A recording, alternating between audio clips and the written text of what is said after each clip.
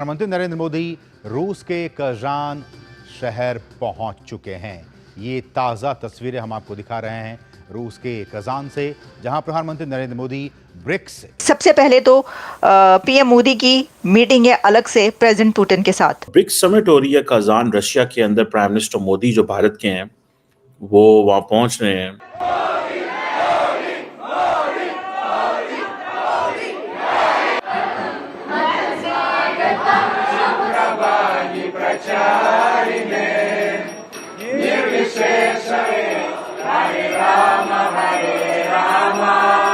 सिर्फ मोदी साहब ही रवाना नहीं हुए बल्कि चाइना से प्रेसिडेंट शी भी इसके लिए रवाना हो चुके हैं। तो ये जो ब्रिक्स का समिट है बड़ा इंटरेस्टिंग है, क्योंकि यहां पे पुतिन भी होंगे, वहां पे शी जिनपिंग भी होंगे और अपने मोदी जी तो होंगे, बाकी भी हेड ऑफ स्टेट होंगे। लेकिन पुतिन ने एक बहुत बड़ी बात कह दी, पुतिन ने तारीफ कर दी, बोला कि मोदी जी सिर्फ एक ही हेड ऑफ स्टेट हैं पूरी दुनिया के जो ये कोशिश कर रहे हैं कि यार ये लड़ाई खत्म हो जाए। У нас такие отношения, что я считал, что вы и так все понимаете.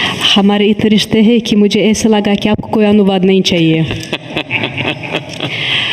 माननीय जब पूरी दुनिया रशिया के अगेंस्ट खड़ी हुई है, हमने दोस्ती निभाई, हमने पूरी दुनिया का दबाव सहन करते हुए रशिया का साथ दिया और आज दुनिया मानती है कि रशिया अगर जिंदा है तो इंडिया ने जो इंपॉर्टेंट रोल प्ले किया उसकी वजह से जिंदा है। President Xi Jinping, president Putin, they want to create a new order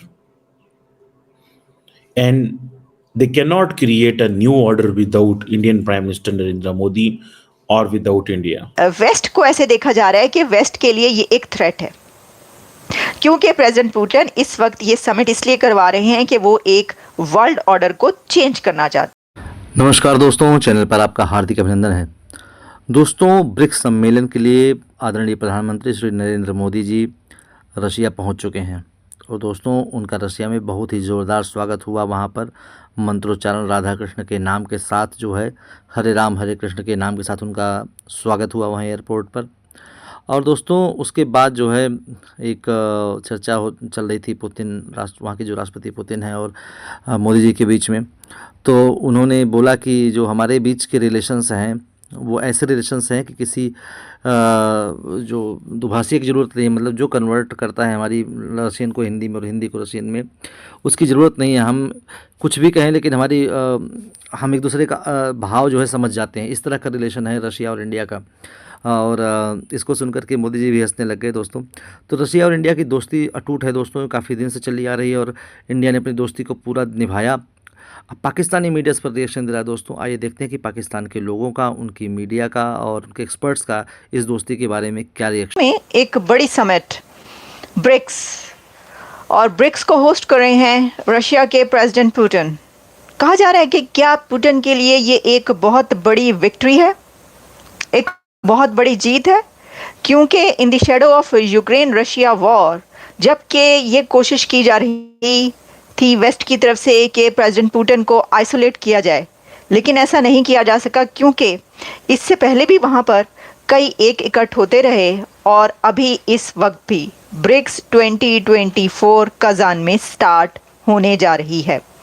इस ब्रिक्स समिट के लिए इंडिया के प्राइम मिनिस्टर नरेंद्र मोदी साहब रवाना हो चुके हैं और मोदी साहब ने रवाना होने से पहले ये कहा है कि जो ब्रिक्स समिट है वो इंडिया के लिए बहुत इमेंस इम्पोर्टेंस रखती है। अच्छा, सिर्फ मोदी साहब ही रवाना नहीं हुए बल्कि चाइना से प्रेसिडेंट शी भी इसके लिए रवाना हो चुके हैं और एक ही टाइम में हम देख रहे हैं कि इंडिया के प्राइम मिनिस्टर और चाइना के प्रेसिडेंट जो हैं वो इसके लिए जा रहे हैं, पहुंचने वाले हैं वहाँ पर रशिया में कजान। अब ये एक बहुत इम्पॉर्टेंट डेवलपमेंट इसलिए है कि अभी इंडिया और चाइना के बीच जो एग्रीमेंट हुआ, जो ब्रेक थ्रू हुआ, जिसमें 2020 से पहले वाले जो पोजीशन है उसके ऊपर वो चले गए और उसमें जो पेट्रोलिंग है उसको भी कम करने की बात हुई। यानी ये आप समझ सकते हैं कि एक तरीके से जो पीस के लिए जो काम करना चाहते थे और जो कॉन्फ्लिक्ट था उसको रिजॉल्व कर लिया उन्होंने, चाइना और इंडिया ने मिलकर। ये एक बहुत बड़ा ब्रेक थ्रू है। देखिए, हमारे लिए तो इस समिट की इंपॉर्टेंस को आप इस तरीके से देख सकते हैं कि रशिया हमारा बहुत अच्छा दोस्त है और हम एक साल में दूसरी बार रशिया जा रहे हैं। और सिर्फ ये ब्रिक्स ही नहीं है, एससीओ में भी इंडिया और रशिया एक दूसरे के साथ खड़े होते हैं। इंडिया और रशिया की दोस्ती आपको ऐसे नजर आएगी कि G20 के अंदर अगर आप देखेंगे तो पूरी ताकत लगा ली अमेरिका ने, रशिया का नाम नहीं आया, यूक्रेन का नाम नहीं आया, इंडिकेटिंग मैनर में ये कहा कि most of issues must be solved peacefully, बस ओवर, नाम किसी का नहीं आया।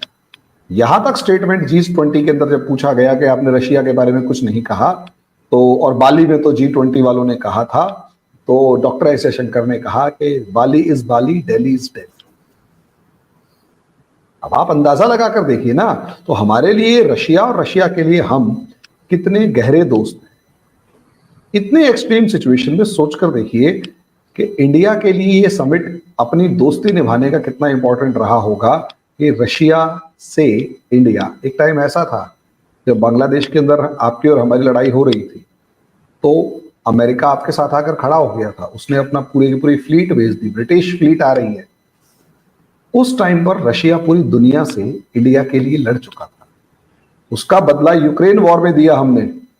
जब पूरी दुनिया रशिया के अगेंस्ट खड़ी हुई है, हमने दोस्ती निभाई, हमने पूरी दुनिया का दबाव सहन करते हुए रशिया का साथ दिया। और आज दुनिया मानती है कि रशिया अगर जिंदा है तो इंडिया ने जो इंपॉर्टेंट रोल प्ले किया उसकी वजह से जिंदा है।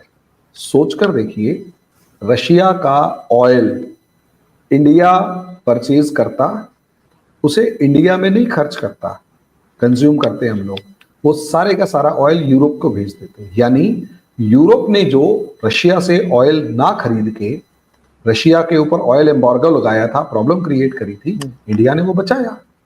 तो ये दोस्ती निभाई थी। तो हमारे लिए रशिया का विजिट इस मामले में इंपॉर्टेंट है। वेस्ट को ऐसे देखा जा रहा है कि वेस्ट के लिए ये एक थ्रेट है, क्योंकि प्रेसिडेंट पुतिन इस वक्त ये समिट इसलिए करवा रहे हैं कि वो एक वर्ल्ड ऑर्डर को चेंज करना चाहते हैं और वो अपना वर्ल्ड ऑर्डर लाना चाहते हैं। वो एक ऐसा ग्रुप तश्कील दे रहे हैं जिसमें चाइना भी हो और इंडिया भी हो, जो एक्सट्रीम राइवल्स हैं एक दूसरे के, वो दोनों एक ही ग्रुप में जब एक साथ शामिल होंगे तो वो एक बहुत बड़ा ग्रुप बन जाएगा, और वो बन गया है। अच्छा, अब एक ऐसे वक्त में कि जिस पर यूक्रेन और रशिया वॉर के दौरान पूरे वेस्ट ने आइसोलेट किया पुतिन को, और यही है कोशिश और ख्वाहिश भी कि ये जो है जो आप कर रहे हैं सही नहीं है। और फिर जब चाइना भी, क्योंकि काफ़ी ऐसी डेवलपमेंट्स हुई जिसमें रशिया के साथ खड़ा हो गया, तो वेस्ट को तो और गुस्सा आ गया कि ये क्या है, चाइना भी वहाँ पर शामिल हो गया, इसके मतलब है कि ये तो एक बहुत बड़ा थ्रेट बन चुका है। तो जॉन कर्बी जो कि स्पोक्स पर्सन है, कम्युनिकेशन एडवाइज़र, और जो इसके लिए डेली बेसिस पे प्रेस ब्रीफिंग्स में एक वो भी हैं स्पोक्स पर्सन, तो उनसे ये पूछी गई बात कि ये हो रहा है तो आप देख रहे हैं ये क्या हो रहा है, क्या आपके लिए थ्रेट है? तो उन्होंने ये कहा कि ये हमारे लिए थ्रेट नहीं है। दोस्तों, पाकिस्तानियों को सुनकर हंसी आती है। कहाँ से आते हैं ऐसे लोग? ऐसा लगता है ये लोग हमारे गोले के नहीं हैं, किसी और गोले से आए हैं। कितने तेजस्वी हैं ये लोग। आप सभी हंसते रहिए और पाकिस्तानी कॉमेडी का मज़ा लेते रहिए, और चैनल को सब्सक्राइब करना और शेयर करना ना भूलें। धन्यवाद।